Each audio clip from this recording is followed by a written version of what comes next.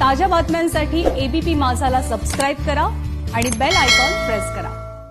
तुम्ही पाहताय एबीपी माझा। आता बातमी आहे शरद पवारांच्या पूरग्रस्त मराठवाड्याच्या दौऱ्यासंदर्भातली आणि काही वेळापूर्वीच शरद पवार हे हेलिकॉप्टरने तुळजापुरामध्ये दाखल झालेले आहेत। शरद पवार आज तुळजापूर, उमरगा, औसा, परांड्यामध्ये झालेल्या नुकसानीची पाहणी करणार आहेत। त्यामुळे शरद पवार हे तुळजापूरमध्ये दाखल झालेले आहेत।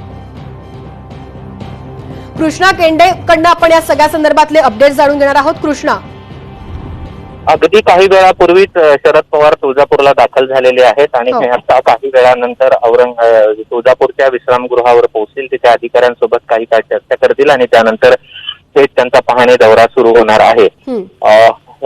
आता हे जे आपण दृश्य पाहत आहोत ते हेलिपॅडचे आहेत आणि अगदी काही वेळातच ते पोहोचलेले आहेत आणि त्यांचा दौरा अगदी काही वेळात सुरू होतील। शेतकऱ्यांशी ते संवाद साधणार आहेत। मराठवाड्यात खास करून आपण पाहिलं तर गेल्या काही दिवसांमध्ये तुळजापूर असेल, उस्मानाबाद असेल, लातूर असेल या भागांमध्ये मोठ्या प्रमाणावरती पाऊस झालेला आहे आणि या अतिवृष्टीमुळे शेतकऱ्यांचं अतोनात नुकसान झालेलं आहे। शेतकऱ्यांच्या व्यथा जाणून घेण्यासाठी शरद पवार दाखल झालेले आहेत आणि त्यांचा दौरा, पाहणी दौरा काही वेळात अधिकाऱ्यांची बैठक झाल्यानंतर सुरू होईल।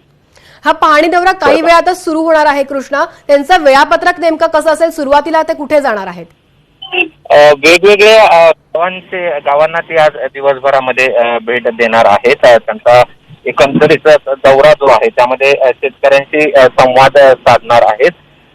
आपण त्यांच्या दौऱ्यासंदर्भात सांगायचं झालं तर उस्मानाबाद जिल्ह्यातली काही गावं आहेत तिथे ते भेटी देणार आहेत आणि त्यानंतर काही वेळात मी आपल्याला दौरा या ठिकाणी सांगतो। पहिलं त्यांचं जे गाव असणार आहे ते या ठिकाणी काकरंबा वाडी नावाचं गाव आहे, तिथे ते पाहणी करतील। सास्तूर नावाचं गाव आहे जिथे ते साधारण 11:15 पोहोचतील असं सांगितलेलं आहे, तिथे पाहणी करतील। राजेगाव आहे, त्याचबरोबर उमरगाव मध्ये ते दुपारी त्यांचा काही काळ राखीव आहे। कवडा नावाचं गाव आहे, उजनीकडे ते उजनीची देखील पाहणी करणार आहेत। पाटोदा गाव आहे, करंजखेडा नावाचं गाव आहे, कारज नावाचं गाव आहे आणि तुळजापूर सर्किट हाऊसला ते संध्याकाळी मुक्कामी येतील। आता सगळा त्यांचा एकंदरीत दिवसभराचा दौरा असणार आहे। कृष्णा, शरद पवारांसोबत अजूनही काही राष्ट्रवादीचे नेते त्यांच्या सोबत उपस्थित असणार आहे का या दौऱ्या दरम्यान? राष्ट्रवादीचे स्थानिक नेते त्यांच्या बरोबर आहेत। मंत्री बनसोडे हे देखील त्यांच्या सोबत या वेळेत असणार आहेत, ते देखील पोहोचलेले आहेत आणि अन्य त्यांचे जिल्ह्याचे काही असतील त्याबरोबर मराठवाड्यातले काही राष्ट्रवादीचे नेते आहेत, हे सगळे त्यांच्या सोबत दौऱ्यात पाहणीसाठी असतील। श्रद्धा, कृष्णा, या सगळ्या संदर्भात अजून एक माहिती हाती आली होती की अजित पवारांचा सोलापूर दौरा रद्द करून ते बारामतीमध्ये रवाना झाले होते। या संदर्भातलं काही कारण समजू शकलं आहे का? मुळातच आपण पाहिलं तर सोलापूर आणि उस्मानाबाद हा जे अंतर आहे ते 40 किलोमीटरचं अंतर आहे, मात्र हे अत्यंत जवळ आहे आणि एकाच ठिकाणी दोन राष्ट्रवादीचे नेते पाहणीसाठी येतात, यावरती पण चर्चा निर्माण होऊ शकते। कदाचित त्यामुळे त्यांचा हा दौरा जो आहे तो रद्द करण्यात आलेला असावा, कारण त्यांचा दौरा सुद्धा उस्मानाबादचा भाग सुद्धा त्यांच्या दौऱ्यामध्ये होता आणि त्यामुळे एकाच दिवशी एकाच जिल्ह्यात एकाच पक्षाचे दोन दिग्गज नेते कसे, हा देखील प्रश्न उपस्थित राहू शकला असता आणि त्यामुळे कदाचित हा दौरा रद्द केला असू शकतो असं आपल्याला म्हणता येईल। कृष्णा, या सगळ्या दौऱ्या दरम्यान शरद पवार हे शेतकऱ्यांना कशा प्रकारे दिलासा देणार आहे, कशा प्रकारे त्यांचं सांत्वन करणार आहेत?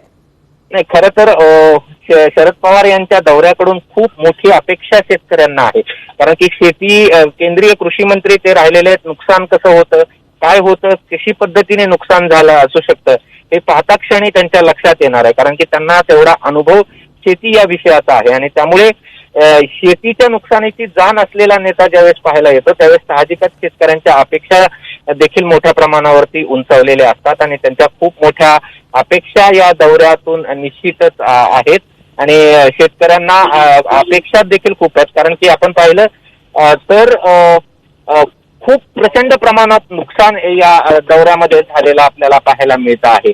की आपण पाहिलं तर एक उदाहरणच जर द्यायचं झालं तर कापसाची एखादा रोप जे असतं त्याला 40 ते 50 कैऱ्या येतात, त्यातल्या ज्या खालच्या कैऱ्या असतात 20, या कैऱ्या ह्या जड म्हणजेच त्याचं अधिक किलोमध्ये वजन होतं, मात्र त्याचंच मोठ्या प्रमाणावरती नुकसान झालेलं आपल्याला पाहायला मिळतं आणि याची जाण निश्चितच शरद पवारांना आहे आणि त्यामुळे खूप मोठ्या अपेक्षा शेतकऱ्यांच्या आहेत आणि मुख्यमंत्र्यांना ती मोठी घोषणा करायला लावतील किंवा या शेतकऱ्यांना जास्तीत जास्त कशी मदत देता येईल या संदर्भात ते मुख्यमंत्र्यांना सांगतील, त्यांचा अहवालही देतील असं आपल्याला म्हणता येईल. मात्र खूप मोठ्या अपेक्षा ठेवून बळीराजा जो आहे तो या दौऱ्याकडे पाहतोय.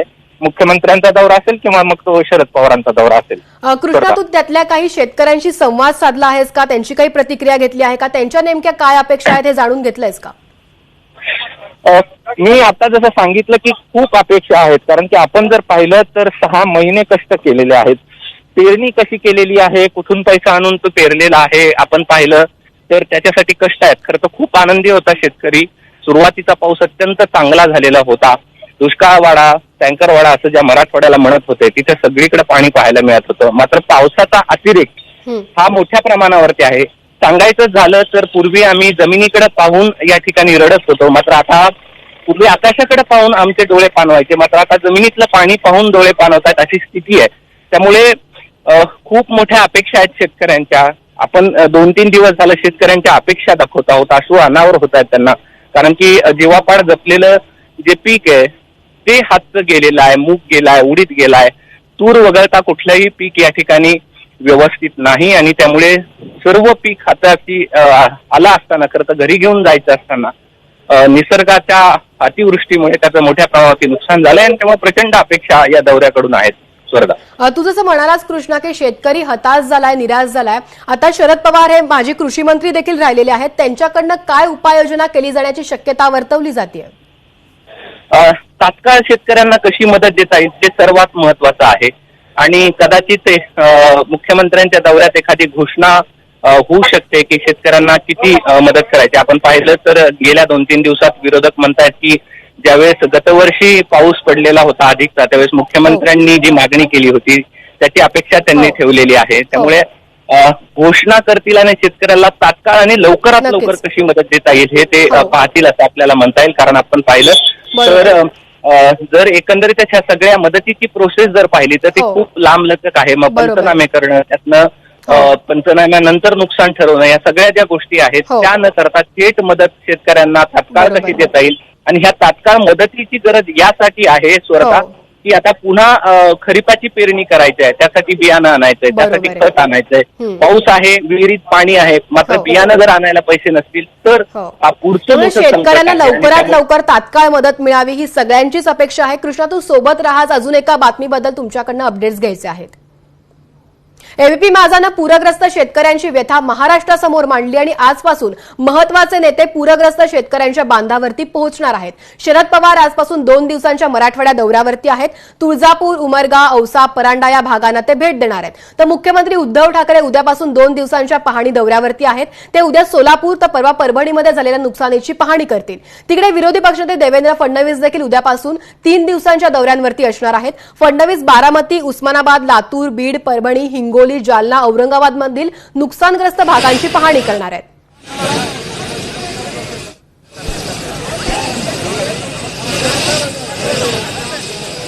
त्यामुळे शरद पवार आजपासून मराठवाड्याच्या दौऱ्यावरती आहेत. ते तुळजापूर, उमरगा, औसा आणि परांडा या भागांना भेट देणार आहेत.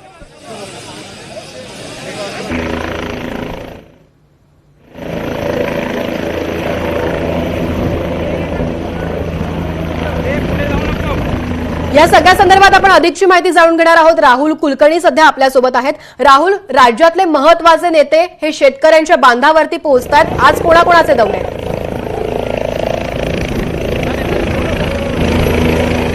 आज मुख्यत्वे राष्ट्रवादी काँग्रेसचे अध्यक्ष शरद पवार साहेब यांचा दौरा आहे.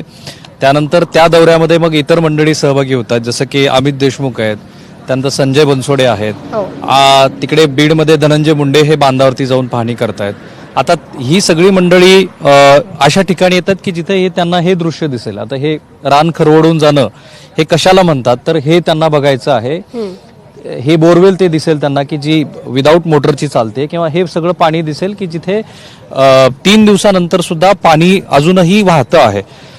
मुद्दा हा आहे की गेल्या काही दिवसापासून एक अशी चर्चा सुरू झालेली होती की राज्य सरकार ज्या तत्परतेनं मुंबई संदर्भात असेल किंवा कोकणासंदर्भात किंवा मधल्या सांगली आणि कोल्हापूरच्या पुरासंदर्भात त्या राज्य सरकारने जी संवेदनशीलता दाखवली ती तशी यावेळेला दाखवत नाहीये असे आरोप सुरू झाल्यानंतर मग मात्र खास करून शरद पवार यांचा दौरा आल्यानंतर मात्र राज्य सरकारच्या पातळीवरती बरीच मंडळी ही बांधावरती येताना दिसतात.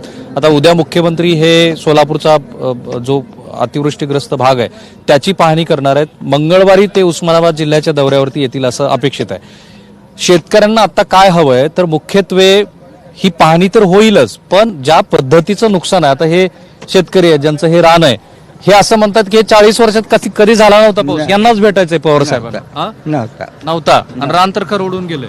रान आता खरडून गेलं. मुसळधार पाऊस पडले काय संध्याकाळी रातभर आणि दिवसा येईलभर 2 वाजेपर्यंत सारखाच पाऊस. पाणी मारलं नाही, ताली फुटल्या, समजा खरडून गेलं. ठीक आहे, तर ही एक प्रातिनिधिक भावना आहे. हे असे सगळे सरकारचे प्रतिनिधी, शेतकरी, हे पवारांचा जो पहिला भाग आहे की जिथे ते काक्रंबा नावाचं हे जे गाव आहे तिथे ते येणार आहेत आणि तिथे पहिली त्यांची व्हिजिट आहे. सो इथून त्यांचा दौरा सुरू होईल आणि खऱ्या अर्थाने पुढचे 3 दिवस ह्या सगळ्या अतिवृष्टीग्रस्त भागावरती राज्य सरकारचं आणि विरोधी पक्षाचं पण लक्ष असणार आहे. पण याही पेक्षा शेतकऱ्यांना मुख्यत्वे अपेक्षा ही आहे की पाहणी दौरे होतील, कारण परवाच प्रेझेंटेशन झालं, नाशिकचे आयुक्त होते, त्यानंतर सर्व राज्याचे जिल्हाधिकारी होते, त्यामुळे तत्काळ काय मदत घोषित होते आणि जे काही नुकसान झालेलं आहे त्याची भरपाई करण्याच्या दृष्टीनं सरकार काय करतं ह्याकडे सगळ्यांचं लक्ष लागलेलं आहे. पण ही दृश्य आजही कायम आहेत. एखादं रान खरवडून जाणं याच्यापेक्षा वेगळं काही असू शकत नाही आणि तेच पाहायला हे सगळे नेते येत आहेत. श्रद्धा, राहुल सर, शेतकऱ्यांचे अश्रू खरं तर अनावर होत आहेत, त्यांच्या काही प्रतिक्रिया आपल्याला जाणून घेता येतील का? निश्चितपणे, जसं की हेच शेतकरी आहेत. वय किती? वय 67 67 वर्षात असा केव्हा पाऊस नव्हता. काय ठरवलं होतं 2 एकरावर? सोयाबीन. काय करायचं होतं पैसे? 2 मुलं होती, एक ऍक्सिडेंट म्हणजे मेलं. एक रणकी सून आहे, दुसरी एक सून पोरग. यांचा सांभाळ करायचा, हे जेवण काय करायचा? आता का रडायला? काम कसं झालं, पेरायचं कसं, काय करायचं? ही ताडी टाकून द्या आम्हाला, ही रान भरत कशांतरी पेरतं आपलं. किती निघालं सोयाबीन? किती पिशव्या पेरल्यावर? इथं एक आहे, तिकडे एक आहे. सगळं वाहून गेलं, रान खरवडलंय सगळं. मग आता पवार साहेबांकडनं काय अपेक्षा आहे तुम्हाला? ही ताडी टाकून द्याव्या आणि मदत द्यावी तात्काळ, काही ना काहीतरी. आणखीन एक शेतकरी होते मग अशी, ज्यांचं बरंच वाहून गेलंय, बरंच काय काय वाहून गेलं. तुमचं काय झालं नुकसान? सोयाबीन गेलेलं. सोयाबीन जरा यांचं बरंच नुकसान झालं होतं. हे काय काय नुकसान झालंय? ठिबकचा संच गेला, एक विहीर गाळानं भरली आहे, पूर्ण गाळानं? पूर्ण गाळाने विहीर भरली आहे. सोयाबीनचं ढिगार वाहून गेलेत, ठिबकचा संच पूर्ण वाहून गेलाय, मुटरी गाळात आहेत. पूर्ण विहीर गेल्या वर्षी तर दुरुस्त केली ती, आता ह्या वर्षी आणि दुरुस्त करायची पाळी आली. पुन्हा काय ठिकाणी शेतातले मेन कपडे उडून ढिगारे भिजलेत. पण एक असं आहे की पडझड झाली घराची. ठीक आहे, एक प्रक्रिया असते आहे ना, पंचनामे व्हायला पाहिजेत, त्याची पडताळणी व्हायला पाहिजे आणि मग मदत घोषित होते. आता सरकारला थोडा वेळ तर दिला पाहिजे. वेळ आता 3 महिने झाले पंचनामे चालू आहेत ना, वेळ किती द्यावा सरकारला? बरं आता जगाचं कसं, ही सध्याला राहणं पेरायची कसं, नीट करायचं कसं, त्याला पैसा तर लागणार आहे का नाही? आणि पीक विम्याचं काय तुम्ही म्हणत होते, कंपन्या काय करायला लागल्या? शेतकऱ्यांनी पीक विमा भरल्यानंतर किमान त्याची पाहणी तर करणं गरजेचं आहे. शेतकऱ्याकडनं पीक विम्याचे पैसे घेतले जातात आणि असे नुकसान झाल्यानंतर त्यांचे जे प्रतिनिधी असतात त्यांनी नेमून दिलेले तालुका वाईज, जिल्हा वाईज जे काही प्रतिनिधी असतात, अशा प्रतिनिधींनी किमान अशा वेळेस तरी किमान येऊन पाहणी करून तात्काळ त्याचे पंचनामे करावेत. काही जणांचा असा आरोप होता की कोऱ्या कागदावरती सह्या घ्यायला लागलेत. कोण कोण मला सांगत होत? हा, कोणतरी आलं होतं, ते गुत्तेदार आहे म्हणकर, ठीक आहे. ते कोऱ्या कागदावर सह्या घेऊन त्याला म्हणाली 10% नुकसान. हा पण एक नवा आरोप मला इथे आल्यानंतर पाहायला मिळाला की पीक विमा कंपन्या ह्या कोऱ्या कागदावरती सह्या घेत आहेत आणि त्या असं म्हणतायत की तुम्ही 10%च नुकसान भरपाई असं कोणाकोणाच्या सहाय्या घेतल्या? नाही आमचे तर नाही दिल नाही बाबा. पीक विम्याच्या कागदावरती सहाय्या घेतलेल्या आहेत, कुणाच्या घेतल्यात? आपलं हा कोऱ्या कागदावर ग्रामपंचायत मध्ये सह्या घेतली होते. मग ते आम्ही ह्यांची सही घेतली. परत त्यांनी काय म्हणले बाबा सर्वशाम तुम्ही सर्व शेतकऱ्याला सर्वसामान्य सारखा विमा आला पाहिजे. नुकसान भरपाई म्हणजे प्रत्येकाची झालेली आहे ठीक आहे. ना. ज्यांना शेतीतलं ज्ञान आहे, ज्यांना माहिती आहे की पीक विमा कंपन्या ज्या पद्धतीने काम करतात, ते पुन्हा एकदा असाच व्यवहार सुरू झाला की काय असं लोकांचे आरोप होताना दिसतात की कोऱ्या कागदावरती सह्या आहेत. पण मुख्यत्वे मुख्यमंत्र्याकडनं किंवा आता जे कोणी धोरणकर्ते आहेत त्यांच्याकडनं अपेक्षा काय आहे? अगदी थोड्याच वेळात ते येत आहेत तुमच्याकडं. अपेक्षा काय आहे सरकारकडनं? त्वरित पंचनामे करून नुकसान भरपाई मिळावी. मदत मिळावी, सरसकट मदत मिळावी. सरसकट मदत सरसकट किती मदत. अपेक्षा आहे? कमीत कमी 50 हेक्टरी 50,000. मागच्या वेळेला मुख्यमंत्री जे बोलले होते तेच म्हणजे उद्धव ठाकरे साहेब जे बोलले होते तशीच तुमची मागणी होती? हा तशीच आहे सर. 50,000 50,000 हेक्टरी 50,000. 50,000 50,000 रुपये द्यायला पाहिजे. 50,000 द्यायला पाहिजे. 50,000 हेक्टरी म्हणजे एकरी. कानाडे यांच्या सह्या घेतलेत विम्याच्या फॉर्मवर. कोऱ्या फॉर्मर कृष्णात महादेव कानाडे असे 40 लोकांच्या टोटल सह्या कोऱ्या कागदावर घेतल्या होत्या आणि 2% आम्ही विमा कंपनी ठरवतो नुकसान किती द्यायचं. प्रत्यक्ष कृषी अधिकारी हा नुकसान ठरवतो आणि शेतकऱ्यांनी सांगायला पाहिजे की नुकसान किती झालं. ते न करता महत्वाचे 2-3 मुद्दे जे लक्षात येतात ते एक म्हणजे तत्काळ पंचनामे करावेत असं शेतकऱ्यांचं मत आहे. दुसरं म्हणजे एकरी हेक्टरी 50,000 रुपये मदत द्यावी. तिसरी म्हणजे जे पीक विमा कंपन्यांनी पुन्हा एकदा जो व्यवहार सुरू केलाय की कोऱ्या कागदावरती सह्या घेणं हा प्रकार आहे तो थांबावा. आणि हे जे रान खरवडलेलं आहे पुन्हा एकदा आपण दाखवून घेऊ तर हे शेत दुरुस्त करणं आणि नव्याने पुन्हा रबीसाठीची पेरणी करणं हे एवढं सोपं नाहीये.